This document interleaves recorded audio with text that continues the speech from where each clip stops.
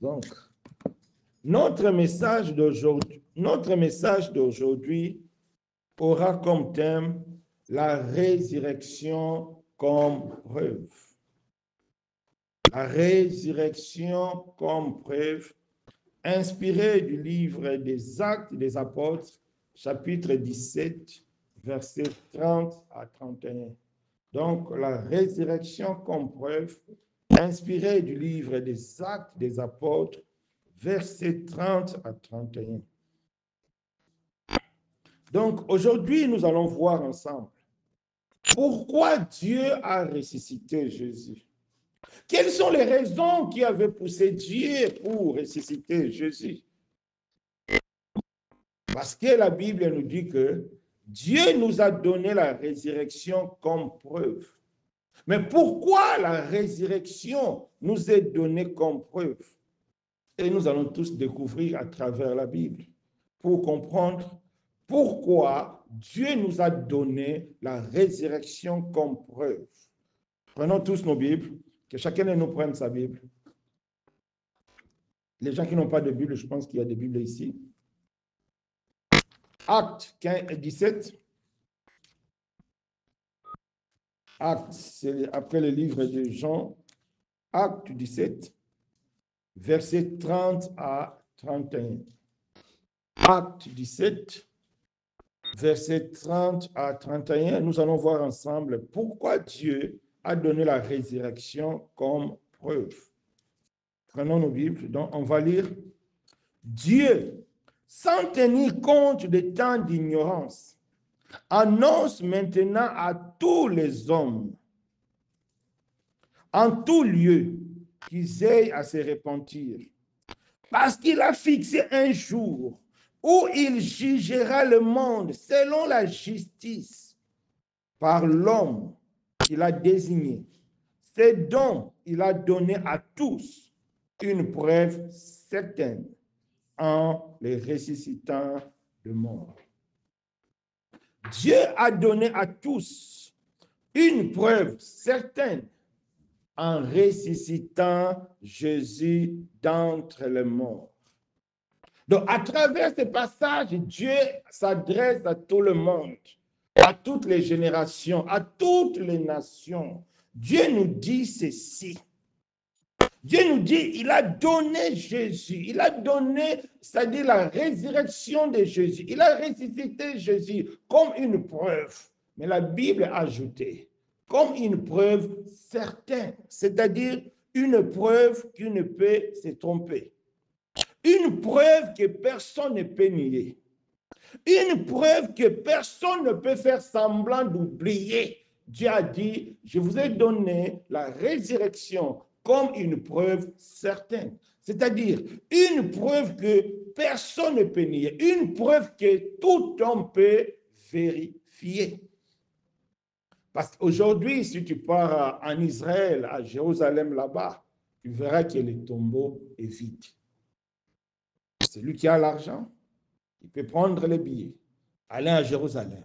Tu verras que le tombeau est vide. C'est pourquoi Dieu a dit, cette résurrection, c'est une preuve certaine que personne ne peut nier. Une évidence. C'est pourquoi, à travers ce message, Dieu va nous montrer que la résurrection de Jésus est vraiment une preuve certaine pour toute époque, pour toute génération. Vous savez, même à l'époque de Jésus, les pharisiens ont tout fait pour masquer l'avènement des résurrections. Les pharisiens ont tout fait pour nier la résurrection. La Bible nous dit que les pharisiens sont allés même à corrompre. Ils sont partis à donner de l'argent aux policiers, aux soldats, pour que les soldats puissent nier que la résurrection a eu lieu. Mais ça n'a pas marché. Personne ne peut cacher la résurrection. Personne ne peut oublier la résurrection. Parce que Dieu a dit, je donne la résurrection comme une preuve certaine. À l'époque des apôtres, les pharisiens ont tout fait. Ils ont arrêté Paul. Ils ont voulu le tuer tout simplement pour cacher, pour que Paul ne prêche plus la résurrection, pour que les gens n'entendent plus la résurrection. Mais ils n'ont pas pu. Personne ne peut nier la résurrection. C'est pourquoi Dieu a dit, je vous ai donné comme une preuve certaine la résurrection en ressuscitant Jésus d'entre les morts. Parce que la résurrection est pour nous une preuve certaine.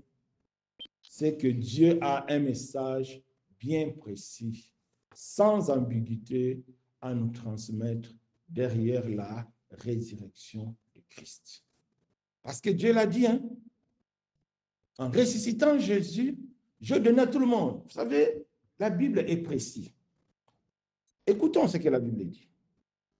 Dieu demande, sans tenir compte d'ignorance, et sans tenir compte des temps d'ignorance, Dieu annonce maintenant à tous les hommes, en tout lieu, c'est-à-dire Dieu s'adresse à tous les hommes, en tout lieu, toute génération.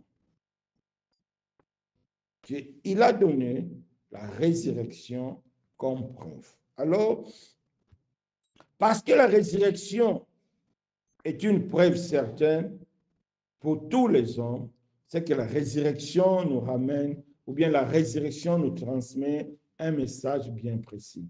Alors, nous allons voir le message que Dieu veut nous transmettre à travers la résurrection. Nous allons le voir sous 6 petits points. Le premier point, pourquoi Dieu nous a donné la résurrection comme une preuve certaine? En lisant la Bible, nous avons tous compris que Dieu veut dire à tous les hommes, de toute génération, de toute race, que c'est Jésus qui est l'homme qu'il a désigné. C'est ce que Dieu a écrit. Qu'est-ce que la Bible dit? Parce qu'il a fixé un jour où il jugera le monde selon la justice par l'homme qu'il a désigné. Jésus est l'homme que Dieu a désigné. Jésus est l'homme que Dieu a choisi. Pour montrer que c'est Jésus que j'ai choisi, je le ressuscite d'entre les morts. C'est une preuve certaine. C'est Jésus, pas un autre nom, pas une autre personne, pas une religion, pas un prophète, c'est Jésus. C'est lui que Dieu a choisi. C'est lui que Dieu a choisi comme l'homme pour juger le monde. C'est lui que Dieu a choisi comme l'unité de mesure. C'est lui que Dieu a choisi pour sauver les hommes. Il n'y a pas d'autre chemin pour le salut. La Bible nous dit dans Jean 3,16, Dieu a tant aimé le monde. Il a donné son Fils unique afin que quiconque croit en lui ne périsse pas, qu'il ait la vie éternelle. La vie éternelle ne se trouve qu'en Jésus. C'est pourquoi Dieu a dit, c'est lui-là Jésus. J'ai donné comme preuve certaine la résurrection. En ressuscitant Jésus d'entre les morts, Dieu veut te dire aujourd'hui, il y a de salut à aucun nom qui est dans le nom de Jésus. Si tu es là, tu es conscient que tu n'es pas encore sauvé. Si tu es là, tu es conscient que tu es séparé de Dieu. Sache-le, aujourd'hui Dieu te donne une preuve certaine. Si tu as des doutes, va à Jérusalem. Tu verras que le tombeau est vide. C'est pour te montrer que c'est Jésus. C'est par lui que Dieu peut te sauver. C'est par lui seul. Parce que la Bible dit, Jésus est le chemin, la vérité et la vie. Nul ne peut aller au Père que par lui. Personne. Aucune religion, aucune prière, aucune retraite que par Jésus. Voilà une preuve certaine. Romains 5, 8, qu'est-ce que Dieu a dit? Avant la fondation du monde, lorsque tu étais encore péché, lorsqu'on était encore pécheur, Dieu a donné Jésus pour nous. Avant même que toi tu sois né, avant même que toi tu aies commettre le premier péché dans ta vie, Dieu avait déjà désigné Jésus comme preuve, l'homme pour te sauver. Mon frère, ma soeur, à travers la résurrection, Dieu te montre le chemin de la vie. À travers la résurrection, Dieu te montre un moyen pour être sauvé. En dehors de Jésus, il n'y en a plus d'autres moyens. La Bible nous dit, c'est Jésus qui est l'image de Dieu invisible, le Dieu que personne ne peut voir. Les dieux que personne ne peut toucher. En Jésus-Christ, ce Dieu devient visible. En Jésus-Christ, ce Dieu devient palpable. C'est pourquoi il a dit, je vous ai donné la résurrection comme une preuve certaine. Voilà la bonne nouvelle pour toi aujourd'hui. Tu peux être sauvé. Tu peux être sauvé. Aujourd'hui, comme Dieu a dit Zachée, aujourd'hui, le salut est entré dans cette maison. Aujourd'hui, mes bien-aimés, vous avez écouté la bonne nouvelle du salut. C'est Jésus-Christ que Dieu a désigné, l'homme, pour te sauver. L'homme par qui Dieu jugera le monde. L'homme par qui Dieu délivrera le monde. C'est Jésus. Pas d'autre personne, c'est Jésus. C'est lui l'image de Dieu invisible. La Bible nous dit, c'est par union avec lui que nous devenons les enfants de Dieu. Par l'union avec Jésus-Christ que nous devenons les héritiers de Dieu. Il n'y a pas d'autre moyen. C'est lui qui veut voir Dieu, n'a qu'à s'attacher à Jésus. C'est lui qui veut adorer Dieu, n'a qu'à adorer Jésus. C'est lui qui a le Fils, a le Père. Tu ne peux pas avoir le Père sans le Fils, c'est impossible. Tu ne peux pas avoir le Fils sans le Père, c'est impossible, parce qu'ils sont un. C'est pourquoi Dieu l'a ressuscité, pour te donner comme une preuve. Et Dieu lui-même ajoute une preuve certaine que personne ne peut nier. Mon frère, ma soeur, aujourd'hui, tu as tout. En ressuscitant Jésus de mort, Dieu veut faire savoir à tous les hommes qu'il n'y a que Jésus, par lui, que nous pouvons être sauvés. Parce que la Bible dit, oh, je répète encore ce que Dieu a dit. Il dit, par l'homme qu'il a désigné. C'est Jésus. La Bible nous dit, c'est le Fils bien-aimé, à qui Dieu a toute l'affection. Et Dieu lui-même a ajouté, écoutez-le. C'est lui qui n'écoute pas Jésus, ne sera pas sauvé. En dehors de Jésus, il n'y a pas de vie. En dehors de Jésus, c'est la perdition. En dehors de Jésus, tu seras éloigné de Dieu. C'est pourquoi Dieu a donné la résurrection de Jésus comme une preuve certaine pour te dire, toi qui es là aujourd'hui, Dieu te donne aujourd'hui le chemin du salut. Dieu te donne aujourd'hui le moyen pour être sauvé. Amen. Deuxième point. La résurrection nous est donnée comme preuve certaine pour dire à tous les hommes qu'un jour, tout le monde passera au jugement. C'est ce que la Bible dit. Répétons ce que la Bible dit. Parce qu'il a fixé un jour où il jugera le monde selon la justice par l'homme qu'il a désigné. Et il a donné comme preuve certaine en le ressuscitant de mort. La résurrection nous fait comprendre que après la mort, il y aura un jugement.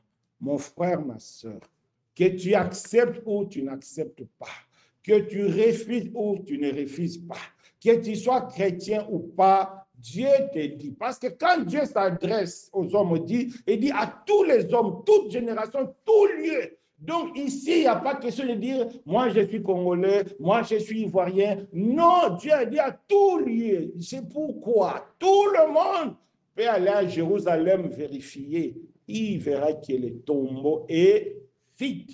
Et Dieu a dit, si le tombeau est vide, c'est une preuve certaine que je vous donne. Après la mort, il y aura un jugement. Mon frère, ma soeur, Dieu nous dit, prenons nos Bibles, Hébreux 9, verset 7. Quelqu'un peut nous lire? Hébreux 9, verset 7. Hébreux 9, verset 7. Hébreux 9, verset 7. Qu'est-ce que la Bible nous dit? Comme on n'a pas trouvé. Moi, je prends plus tard. 29, verset 7. Oui. Et comme il est réservé aux hommes de mourir une seule fois, après quoi vient le jugement. Comme il est réservé aux hommes de mourir une seule fois, après quoi vient le jugement. Mon frère, ma soeur, je te dis quelque chose. L'habit que tu portes, cet habit t'appartient. Tu peux déchirer, tu peux vendre, tu peux laver, tu peux donner cadeau. L'habit que tu portes t'appartient, mais ton corps ne t'appartient pas. Ta vie ne t'appartient pas. Ton corps est à Dieu. Tu n'es qu'un gestionnaire ou bien une gestionnaire de ton corps. Ton habit, tu peux jeter. Ton habit, tu peux vendre. Ton habit, tu peux laver. Ça, ton habit t'appartient, mais ton corps ne t'appartient pas. Les gens qui commettent cette erreur-là en disant que c'est mon corps, je vais vivre comme je vais. C'est mon corps, je vais faire la folie comme je vais. C'est mon corps, je vais aller comme je vais. C'est une erreur. Dieu te rappelle aujourd'hui. En ressuscitant Jésus de mort, Dieu te rappelle qu'il y aura un jugement. Dieu va te juger par rapport au corps qu'il t'a donné, par rapport à l'usage que tu fais à ton corps, par rapport à l'usage que tu fais à ta vie. Dieu te demandera des comptes parce que le corps ne t'appartient pas. Le corps appartient à Dieu. Parce que Dieu a fait l'homme à son image. C'est l'image de Dieu, le corps que tu as. Il ne faut même pas qu'on se trompe. Si tu penses que Dieu t'a donné le corps comme un instrument de plaisir, de faire la folie, dans l'alcool, dans la fornication, dans l'impudicité, dans le mensonge, Dieu te dit attention, il y aura un jugement. Si tu as des doutes, je t'ai donné comme preuve certaine la résurrection de Jésus. Va à Jérusalem. Les pharisiens ont tout fait pour cacher, ils n'ont pas pu. Les pharisiens ont tout fait pour tuer les apôtres, ils n'ont pas pu. Jusqu'aujourd'hui, de génération à génération, la preuve est là, comme une preuve certaine. La résurrection. Le jugement, c'est une réalité. Dieu te demandera des comptes.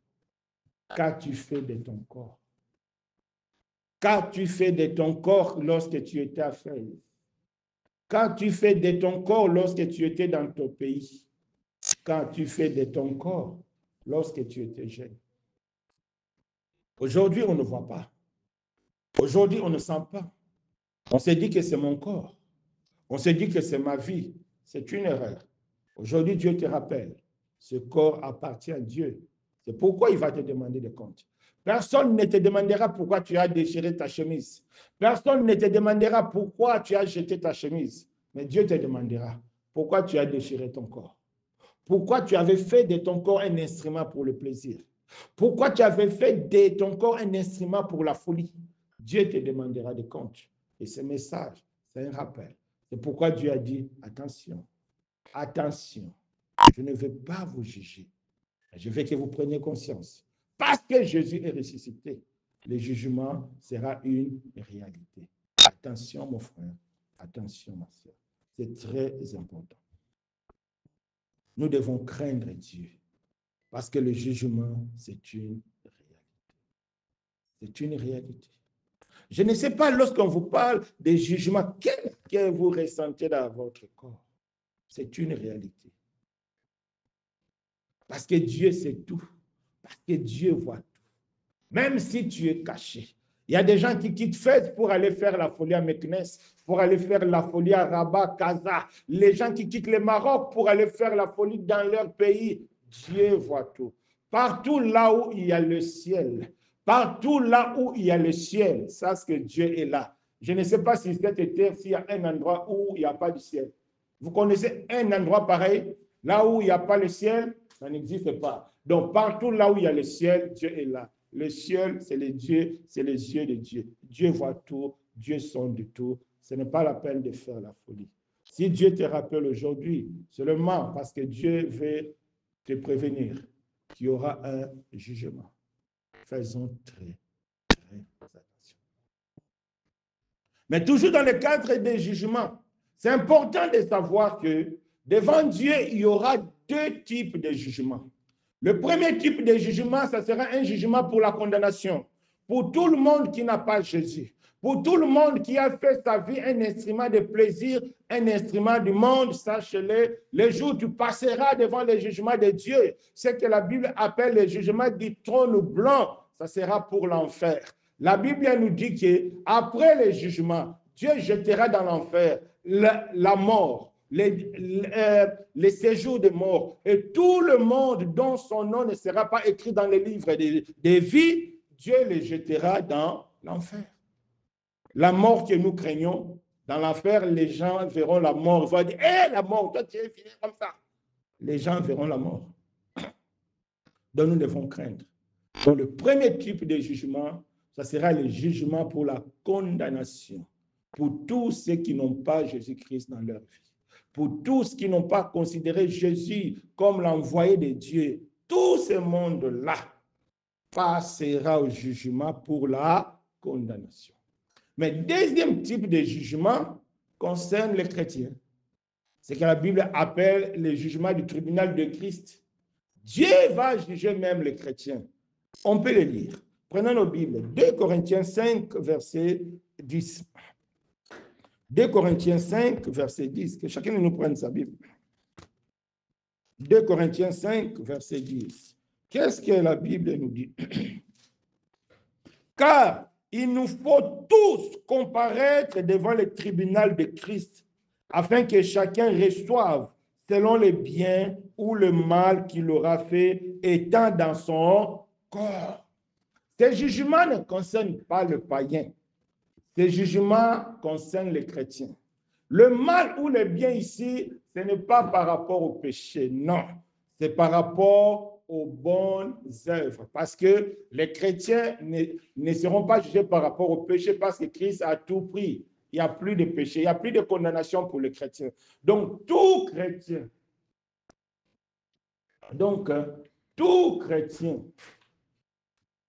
chrétien passera au jugement de Christ. Pourquoi tu passeras au jugement de Christ, mon frère, ma soeur, pour les bonnes œuvres? Attention, mes bien-aimés.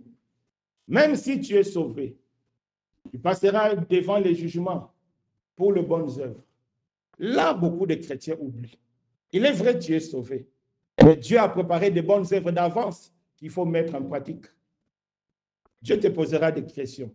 Qu'as-tu fait de ton temps libre au Maroc? Est-ce que tu as évangélisé pour Dieu? Est-ce que tu as cherché les âmes pour Dieu? Les chaises vides qui sont là, mais c'est à vous de chercher les âmes pour Dieu pour que ces chaises soient remplies. C'est ça. Lorsque nous allons passer au tribunal de Christ, c'est pour rendre compte de l'œuvre de Dieu, c'est pour les bonnes œuvres. Dieu va juger. Les gens qui passent tout leur temps à prier pour l'œuvre de Dieu, ils seront récompensés. Les gens qui passent tout leur temps à évangéliser, à aller de gauche à droite, ils seront récompensés. Mais toi qui dors, tu n'auras rien du tout. Tu seras sauvé. Comme la Bible dit, tu seras sauvé comme dans le feu. Pfff, tu es sauvé. Peut-être là-bas au ciel, tu seras un gardien, un chauffeur, cuisinier, on ne sait pas. Attention, au ciel, nous ne serons pas tous pareils. Ah, non, non, non, non, non. C'est pourquoi il y a le tribunal de Christ. Au ciel, nous ne serons pas tous pareils, non. C'est pourquoi il y a le tribunal de Christ. Le tribunal de Christ concerne tous les chrétiens. Dieu te demandera des comptes. Qu'as-tu fait de tous les enseignements que tu avais reçus? Qu'as-tu fait de l'argent que moi je t'ai donné? Est-ce que tu as aidé les pauvres? Est-ce que tu as pratiqué la libéralité? Est-ce que tu as fait avancer mon œuvre avec cet argent? Ou bien ton argent, c'est pour McDo, ou bien ton argent, c'est pour Bosch. Tu rendras des comptes. Même toi qui es né de nouveau, même toi qui parles la langue, tu rendras des comptes. Le tribunal de Christ est là. C'est pourquoi l'apôtre Paul était content. Il dit, j'ai combattu le bon combat de la foi, la couronne de vie m'est réservée. La couronne, c'est la récompense des gens qui travaillent de mieux en mieux dans l'œuvre du Seigneur. Mon frère, ma soeur, même si tu es sauvé, il y a un travail. Combien autour de toi ne sont pas sauvés? Combien autour de toi ne connaissent pas Christ? Combien autour de toi sont dans les difficultés? Comment les gens vont rendre gloire à Dieu si toi tu n'aides pas? C'est très important. Il y a une réalité que nous oublions dans le christianisme. J'attends de gauche à droite, les gens nous disent que non, si tu ne payes pas ta dîme, tu ne seras pas béni. Si tu ne donnes pas ton offrande, tu ne seras pas béni. Dans la Bible, vous ne trouverez ça nulle part. Les choses là, tu n'as pas donné à Dieu, tu ne seras pas béni. Dans la nouvelle alliance, ça n'existe pas, ces choses-là. C'est faux. Les gens nous ont menti des années et des années. Paye ta dîme, fais ceci, fais l'action de grâce, Dieu va te bénir. C'est faux, ça n'existe pas dans la Bible. Il y a seulement une seule condition que Dieu se souviendra de toi. Lorsque, à travers de toi, les gens rendent des actions de grâce à Dieu, c'est là que Dieu se souviendra de toi. Lorsque les gens vont commencer à rendre des actions de grâce, parce que toi, tu les as visités, parce que toi, tu les as bénis, parce que toi, tu les as évangélisés, c'est dans ces cas-là que Dieu se souviendra de toi. Si Dieu ne reçoit pas les actions de grâce par rapport à son œuvre, tu n'auras rien du tout. Tu peux donner tout ton argent à un pasteur, tu n'auras rien. Il faut que Dieu reçoive les actions de grâce. Et Dieu ne peut recevoir les actions de grâce que si nous sommes au travail. Allez voir ça dans 2 Corinthiens 9, à partir du verset 6. Vous allez voir ça. C'est les actions de grâce. Lorsque Dieu reçoit les actions de grâce, Dieu va te bénir, afin qu'il puisse recevoir encore plus. Dieu va te bénir, Dieu va te donner la force, afin qu'il puisse recevoir encore plus les actions de grâce. C'est très important. Parce qu'il y a le tribunal de Christ. Le tribunal de Christ est là. Dieu nous a donné comme une preuve certaine la résurrection de Christ. Mon frère, ma soeur, Christ est ressuscité. C'est une réalité. Le jugement, c'est une réalité. Premier jugement pour la condamnation. Toi qui n'as pas Jésus, toi qui fais de ta vie un instrument de plaisir, toi qui fais de ta vie un instrument de mensonge, attention, le jugement est là. Peut-être que tu auras des doutes. Beaucoup disent que non, après la mort, je vais me reposer en périple. Ce sont des histoires. La Bible dit, après la mort, c'est le jugement. Hébreux 9, verset 27. Amen. Troisième raison. Pourquoi Dieu nous a donné la résurrection comme une preuve certaine? Qu'est-ce que la Bible nous dit? Retournons encore dans notre texte de base. Verset 31. Non, verset 30. Dieu, sans tenir compte des temps d'ignorance, annonce maintenant à tous les hommes, en tout lieu, qu'ils aient à se repentir. Ah, mes bien-aimés, il y a une bonne nouvelle pour toi. Si Dieu a donné la résurrection comme une preuve certaine pour toi, parce que Dieu veut te dire aujourd'hui, à cause de la résurrection, la repentance est devenue possible. Parce que Christ est ressuscité, la repentance est devenue possible aujourd'hui. Donc, quelle que soit ta situation, quelle que soit ta vie, quel que soit ce que tu es aux yeux de Dieu, méchant, voleur, prostitué, quel que soit le péché que tu as dans ta vie, Dieu te dit, à cause de la résurrection, la repentance est possible. Le changement de vie est possible. La Bible nous parle de la femme samaritaine. Elle vivait en concubinage avec un homme, surtout au Maroc. Ça, c'est le mode du Maroc parce qu'on a la possibilité de vivre sans le mariage. Oui, la Bible nous a parlé de la femme samaritaine. Jésus l'a sauvée parce que la repentance est possible en Jésus. La femme samaritaine a quitté. La Bible nous parle des Zachée qui était un voleur, qui était un voyou, qui volait l'argent des gens. Mais lorsqu'il a croisé Jésus, la repentance était devenue possible. La Bible nous parle de Nicodème, qui était lié par la tradition juive, qui était lié par la tradition des pharisiens. Lorsqu'il a vu Jésus, la repentance était possible. Toi qui m'écoutes aujourd'hui, quelle que soit ta vie, quel que soit ce que tu fais, Dieu veut te dire, parce qu'il a ressuscité Jésus-Christ d'entre les morts, il te donne la possibilité de te repentir. C'est ça. C'est Dieu lui-même qui nous appelle à la repentance, parce que Dieu sait que son jugement sera sévère. C'est pourquoi les gens qui seront jugés devant Dieu, dans les tribunaux que Dieu appelle les trônes blancs, c'est-à-dire les jugements de la fin du monde, les jugements là seront très, très sévères. Pourquoi? Parce que Dieu nous donne la possibilité de se repentir. Donc, les gens qui ne vont pas se repentir, c'est que c'est eux-mêmes qui ne veulent pas. Parce que rien ne peut t'arrêter. Parce que Jésus-Christ est mort, Dieu nous donne aujourd'hui la capacité surnaturelle. La repentance n'est pas quelque chose de charnel, non. La repentance, ce n'est pas de la volonté humaine, non. La repentance, c'est la foi en Jésus. La repentance n'est possible que si tu réalises en Jésus que c'est possible. La repentance, c'est un acte de foi. C'est pourquoi Jésus dit, c'est pourquoi Dieu nous dit aujourd'hui, il a donné Jésus comme une preuve certaine en les ressuscitant d'entre les morts, qu'en Jésus-Christ, la repentance est devenue possible. Je ne connais pas ta vie. Je ne sais pas ce que tu fais. Mais je sais une seule chose. Quel que soit ce que tu fais, quelle que soit ta vie, c'est possible de te repentir. C'est possible de laisser. Il n'y a aucune situation que la résurrection de Christ ne peut pas briser. Il n'y a aucun péché que la résurrection ne peut pas briser. Il n'y a pas.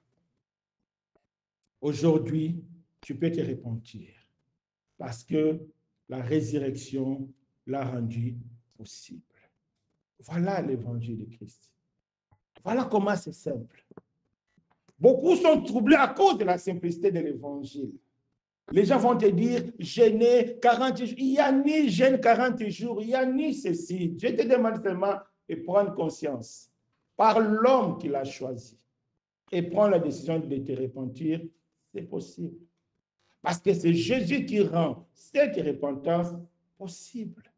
C'est Jésus, ce n'est pas toi, c'est Jésus. Mon frère, voilà la troisième raison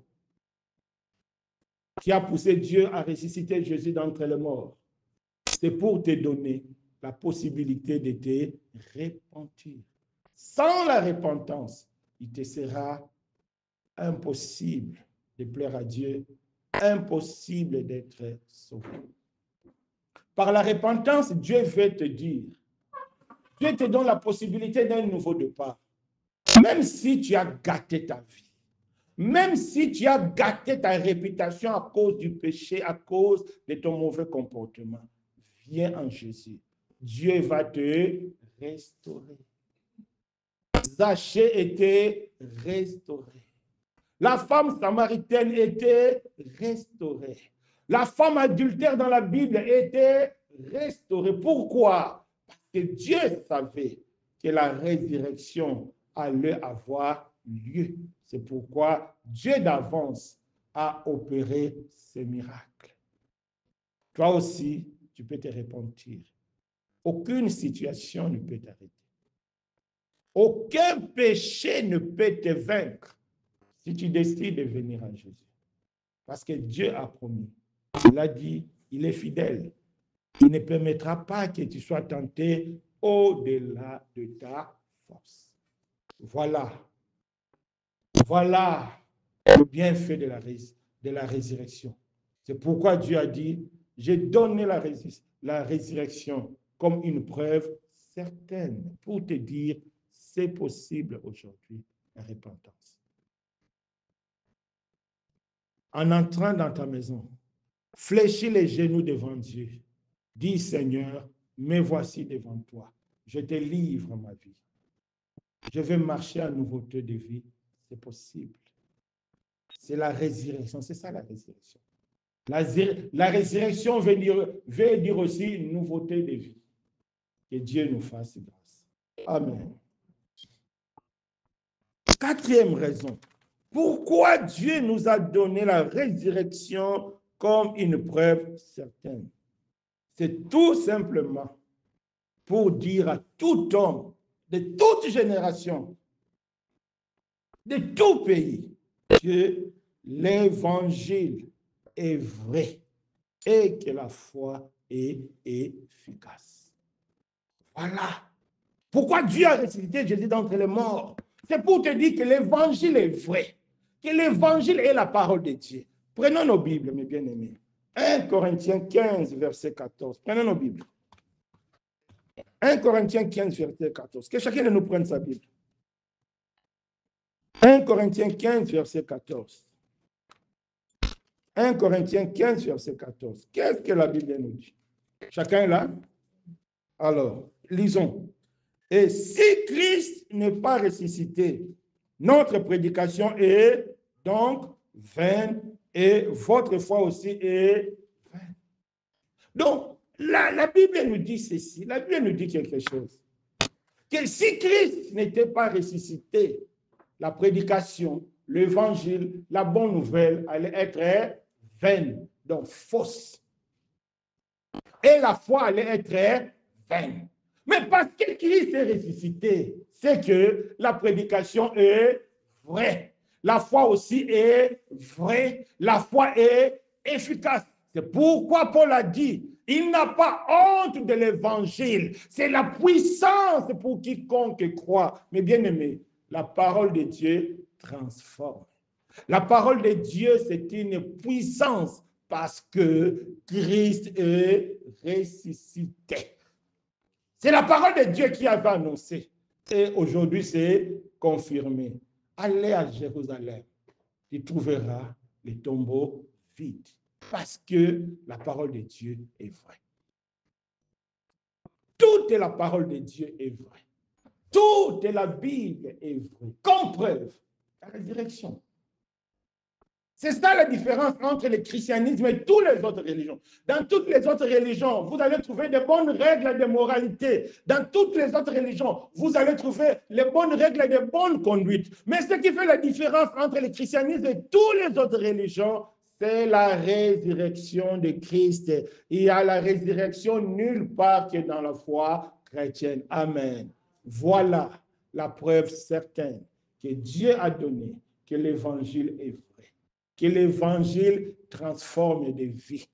Paul n'a pas dit en vain, parce que Paul dit, lui-même il était un voyou, lui-même il était un méchant, lui-même il était un blasphémateur, mais à cause de l'excellence de la connaissance du Christ, Paul a dit, il voit maintenant son passé comme la poubelle. Voilà la puissance de l'évangile. L'évangile te fera comprendre que ton passé était la poubelle. L'évangile te fera comprendre que aller dans la boîte de nuit danser, c'était la poubelle, c'était une perte de temps. Amen. Voilà la puissance de l'évangile.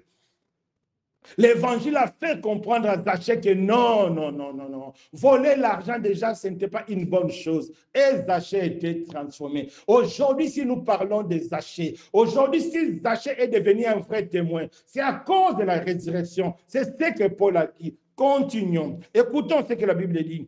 Il se trouve même que nous sommes des faux témoins à l'égard de Dieu, parce que nous avons témoigné contre Dieu qu'il a ressuscité Christ, tandis qu'il n'aurait pas ressuscité. Si les morts ne ressuscitent point. Paul a dit, si Jésus n'était pas ressuscité,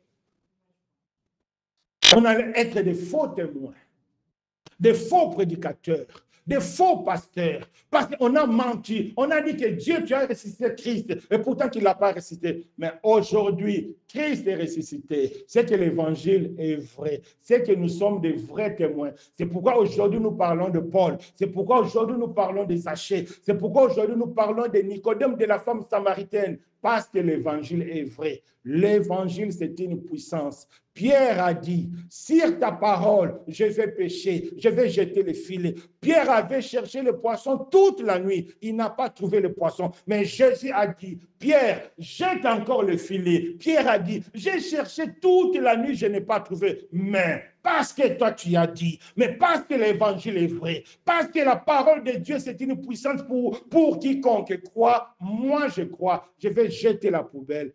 Pierre a jeté et on connaît la suite.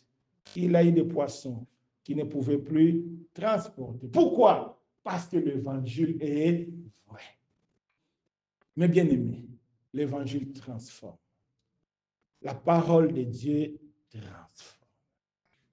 Oui. La parole de Dieu transforme. Des sorciers aujourd'hui sont devenus des prédicateurs. Des prostituées sont devenues des femmes modèles. Des voleurs sont devenus des frères en Christ à cause de la parole. À cause de la parole. La fois passée, j'ai suivi le témoignage d'un catcheur. Il dit, lui, il était dans le monde, comment il faisait les choses. Mais il dit, à cause de l'évangile. Aujourd'hui, il est devenu prédicateur. À cause de l'évangile, le pasteur, non, c'est-à-dire le frère en question, donc aujourd'hui, il est devenu évangéliste. Quand il était encore dans le monde, il était catcheur. Le diable l'avait donné un cercueil.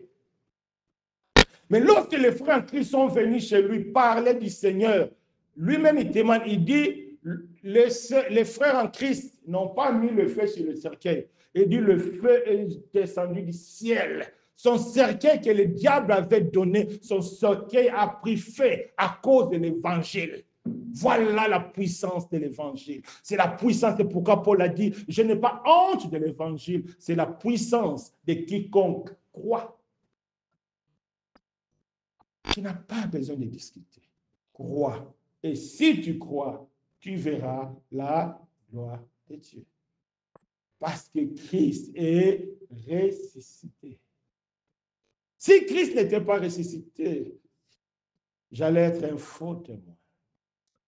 J'allais être un menteur. Mais parce qu'il est ressuscité, ce que je vous dis est vrai. Cela a changé de vie. Cela a changé ma vie. J'aime dire aux gens, moi, si j'étais jeune comme vous, j'ai fait la folie. J'avais beaucoup de moyens quand mon père était en vie. Je faisais la folie à qui? Les filles, on a eu toutes ces choses, on a fait. Mais l'évangile m'a transformé. Aujourd'hui, certaines choses de la vie, même si je vois, c'est rien. Parce que Christ m'a transformé. L'importance, c'est le ciel. Voilà. Le monde passera. Le monde passera. C'est pourquoi Paul a dit, je n'ai pas honte de l'évangile. Vous ne devez pas avoir honte de dire que vous êtes des chrétiens. Vous ne devez pas avoir honte de porter le nom de Jésus partout.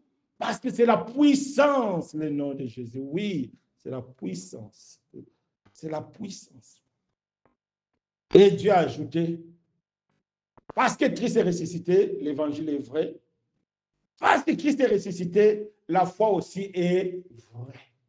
La foi.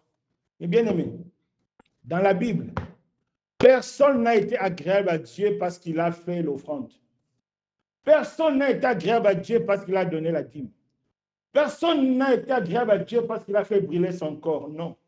Les gens que nous citons, les Abraham, beaucoup disent que non, il faut donner une grande offrande comme Abraham. C'est faux. Dieu n'a pas apprécié Abraham parce qu'Abraham a donné Isaac. Non.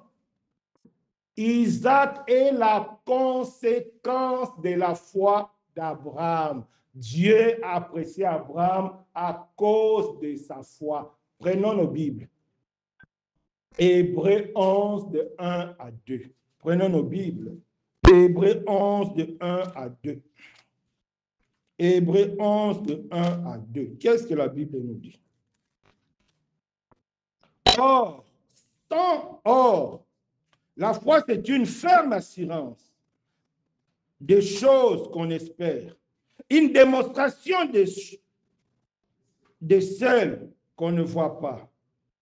Pour l'avoir possédé, les anciens ont obtenu un témoignage favorable. Les anciens, c'est qui? C'est tout ce que nous citons comme les modèles, les Abraham, les Sarah, les Isaac, les David. Comment ils ont eu un témoignage favorable? Parce qu'ils avaient donné de l'argent? Non. Parce qu'ils avaient donné leur fils? Non. Parce qu'ils avaient donné des offrandes? Non. Ils ont eu un témoignage favorable parce qu'ils avaient possédé la foi. Tout ce qu'ils ont fait, c'était par la foi. Si Abraham a donné Isaac, la Bible me dit, parce qu'Abraham s'est dit, c'est lui qui a donné Isaac, il est capable de donner encore Isaac. La Bible dit c'était une préfiguration de la résurrection. C'est à cause de la résurrection qu'Abraham a donné Isaac. Ce n'est pas pour être béni, c'est faux. Ne jamais chercher la bénédiction par les œuvres. Hein. Ça n'existe pas. La bénédiction est en Christ. Éphésiens 1, 3. Ça existe nulle part. C'est pourquoi vous allez voir sur Internet rempli de témoignages. On m'a menti, j'ai tout donné, après, je n'ai rien vu. On m'a menti, j'ai tout donné, après, je n'ai rien vu. Parce que la bénédiction n'existe pas dans un geste humain. La bénédiction se trouve en Christ. Et pourquoi en Christ? Dieu nous a dit, c'est lui que l'homme, Dieu a désigné. C'est lui, Jésus. Tout est en Jésus. Rien qu'en Jésus. C'est pourquoi Dieu l'a ressuscité de mort comme une preuve certaine que Dieu nous fasse grâce. À cause de la résurrection, la foi est devenue une réalité.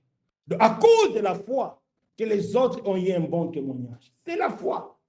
Même Abel, lorsqu'il a fait les sacrifices, c'est un acte de foi. Il a fait par la foi. La foi veut dire, j'ai fait confiance à Dieu, c'est Dieu qui conduit. La foi ne veut pas dire, je donne pour que Dieu me bénisse. Non, ça, ce n'est pas la foi. Ça, c'est la loi. La foi, c'est on fait, on laisse tout entre les mains de Dieu. Voilà.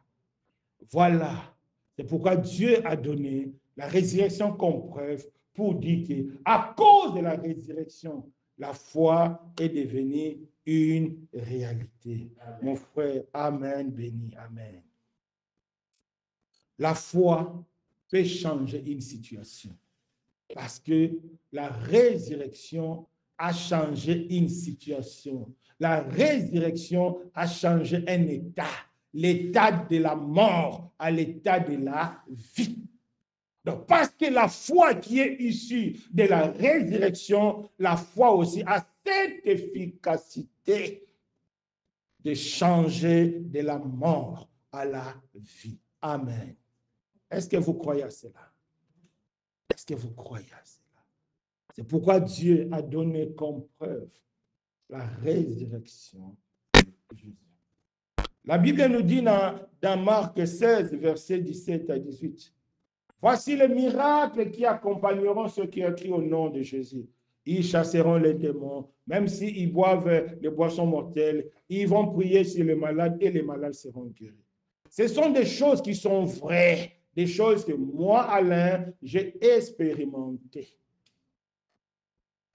Si moi je l'ai expérimenté, c'est que toi aussi tu peux expérimenter. Parce que Dieu a dit, Dieu a donné comme preuve pour tous les hommes. Dieu n'a pas dit pour le pasteur, Dieu n'a pas dit pour les évangélistes, non. Dieu a dit pour tous les hommes, tous lieux, quiconque a la foi en Jésus. La Bible dit, voici ceux qui accompagnent ceux qui croiront en Jésus, ceux qui ont foi en Jésus. Ce sont des choses que nous devons expérimenter parce que la résurrection l'a rendu possible. C'est ça. La résurrection l'a rendu possible. Par la foi, le don spirituel est devenu une réalité. Hier, on a prié pour le don spirituel. Oui, c'est une réalité. C'est des choses que Dieu a préparées pour nous, les enfants. Les dons de langue, les dons de prophétie, les dons de miracles, les dons de libération, tous ces dons-là, c'est la foi qui l'a rendu possible. Pour la foi, il faut la foi. Rien que la foi. C'est pourquoi la Bible dit, sans la foi, on ne peut pas être agréable à Dieu. Mon frère, ma soeur. Voilà la raison pour laquelle Dieu a ressuscité Jésus d'entre les morts. Lui-même, il a dit, il a donné comme une preuve certaine à tous les hommes de tous lieux que Dieu nous fasse grâce. Amen. C'est vraiment très important. Le cinquième point, si Dieu nous a donné la résurrection comme preuve certaine, c'est pour dire à tout le monde que, à partir de Jésus-Christ, le pardon définitif des péchés est devenu une réalité. Prenons nos Bibles. 1 Corinthiens 15, verset 17. 1 Corinthiens 15, verset 17. On va lire qu'est-ce que la Bible nous dit. Et si Christ n'était pas ressuscité, votre foi est vaine, vous êtes encore dans vos péchés. Est-ce que vous avez compris ce que la Bible dit? Mais bien aimé, est-ce que vous avez compris ce que la Bible dit? Qu'est-ce que la Bible dit? Si Christ n'était pas ressuscité, notre foi allait être vaine et on allait demeurer dans le péché. Maintenant, Christ est ressuscité, donc la foi est vraie, on n'est plus dans le péché. Le pardon est devenu une réalité, mon frère, ma soeur. Moi, je ne connais pas ta vie. Moi, je ne sais pas ce que tu fais dans le secret. Mais moi, je vais te dire ceci.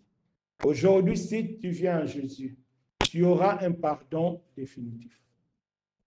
Tu n'as pas besoin de gymnastique. Longtemps, on nous a dit, il faut d'abord venir faire cure d'âme, il faut dire tout ce que tu as fait. J'ai écouté même quelqu'un, un jour, il m'a contacté, non, je dois passer par la délivrance. J'ai dit pourquoi? Parce que quand tu étais jeune, tu as commis des fautes. Quand tu étais païen, tu as commis des erreurs. Il faut passer par la délivrance. C'est pourquoi il y a des blocages. Ça, c'est des bêtises. Ça ne vient pas de Dieu. Un chrétien n'a pas besoin de délivrance. Pourquoi? Prenons nos Bibles. Acte 10, verset 43. Acte 10, verset 43. Qu'est-ce que la Bible nous dit? Acte 10, verset 43. Qu'est-ce que la Bible nous dit? Acte 10, verset 43. Écoutons ce que la Bible dit. Tous les prophètes rendent de lui le témoignage que quiconque croit en lui reçoit par son nom le pardon de péché. Quand est-ce qu'on reçoit le pardon de péché? Lorsqu'on va faire cure d'âme, lorsqu'on va confesser, lorsqu'on sera délivré? Non. C'est lorsqu'on va croire en Jésus. Pourquoi? Parce qu'il est ressuscité. Paul a dit, s'il n'était pas ressuscité, on allait demeurer dans le péché. Pourquoi Jésus est mort? La Bible nous explique. Jésus est mort pour nos péchés. C'est la punition. Dieu ne laisse rien d'impuni. Parce que Dieu devait punir le péché. C'est pourquoi Jésus est mort. Parce que Jésus est mort, Dieu l'a ressuscité pour montrer que la condamnation du péché est finie. Parce que Christ a tout pris sur lui, il est mort et il est ressuscité. Pourquoi Christ est ressuscité? La Bible dit parce que la mort ne pouvait pas le retenir. Les liens de la mort ne pouvaient pas le retenir. Les liens, c'est le péché. Lorsque les gens disent que non, tu es lié par les liens, c'est le péché. C'est le péché qui fait les liens. C'est lorsqu'on est dans le péché que le diable trouve le moyen pour nous bloquer. C'est lorsqu'on est dans le péché que le diable trouve le moyen pour nous trouver. Parce que sans le péché, il n'y a pas les liens. Les liens, ça vient du péché. C'est pourquoi la Bible dit, il n'y a plus de condamnation en Christ. La loi de l'Esprit de Christ nous a libérés de la loi du péché et de la loi de la mort. Il n'y a plus de condamnation. Si tu es en Christ, tu reçois le pardon de ton péché par la foi en Jésus. Ce n'est pas aller confesser devant un homme, c'est faux. Tu ne confesses même pas. Est-ce que tu peux confesser tout ce que tu as fait de 15 ans jusqu'à 30 ans? Est-ce que tu connais ça en tête? Non. Il suffit seulement de croire. Tu es pardonné. Voilà. Voilà le bienfait de la résurrection. Paul a dit, si Christ n'était pas ressuscité, on allait demeurer dans le péché. Mais aujourd'hui, il est ressuscité. Donc, il n'y a plus de condamnation. Non. Il n'y a plus de condamnation. Aujourd'hui, beaucoup de chrétiens sont troublés. Ah, ça n'avance pas. Il y a des blocages. Il y a ceci. Non. Christ est ressuscité, personne ne peut être retenu. Si le lien de la mort n'a pas pu retenir Jésus, pourquoi il va te retenir? Parce que par la résurrection, par la foi, la Bible dit, nous devenons une seule plante par la mort avec Christ. aussi par la résurrection. Mais il y a quelque chose que les chrétiens oublient. La Bible dit, devant Dieu, nous sommes des vierges pures. Mais comment toi, une vierge pure, on va encore te délivrer pour les impudicités que tu as fait il y a 10 ans? Est-ce qu'il n'y a pas une contradiction? Est-ce qu'il n'y a pas une contradiction? La Bible dit, une fois tu as donné ta vie à Jésus, Dieu te considère comme une vierge pure.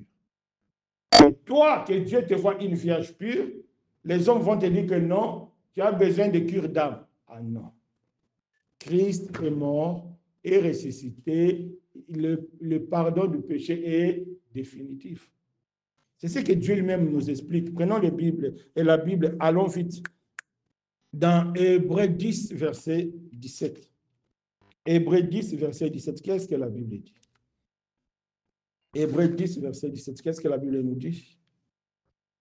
Hébreux 10, verset 17, la Bible nous dit quoi? On va prendre nos Bibles. On va prendre nos Bibles. Hébreux 10, verset 17, qu'est-ce que la Bible nous dit? Verset 17, regardons ce que la Bible nous dit. La Bible dit ceci. Et je ne me souviendrai plus de leurs péchés, ni de leurs iniquités. Lorsque tu donnes ta vie à Jésus, tout ce que tu as fait dans le passé, pour Dieu, ça n'existe plus. Est-ce que vous comprenez? Si tu penses que tu es chrétien, tu as encore le regret de tes péchés que tu as fait avant de connaître Christ, c'est que ta conversion n'est pas sincère. Non. Parce qu'en Jésus, on est pardonné par la foi en lui. On n'est pas pardonné parce qu'on a confessé le péché, non. On est pardonné parce que c'est la foi. Maintenant, c'est lorsque nous sommes devenus chrétiens, c'est lorsque nous péchons, c'est là où nous devons maintenant confesser devant Dieu. En tout cas, Seigneur, hier j'ai menti, pardonne-moi. Pourquoi? Parce qu'on a déjà reçu le pardon définitif de péché par la foi. Maintenant, une fois on est dans le Seigneur, c'est là où on est dans l'obligation de confesser devant Dieu si on commet le faute pour que nous retournons toujours dans notre état de pureté parce que devant Dieu, nous sommes une vierge pure. Voilà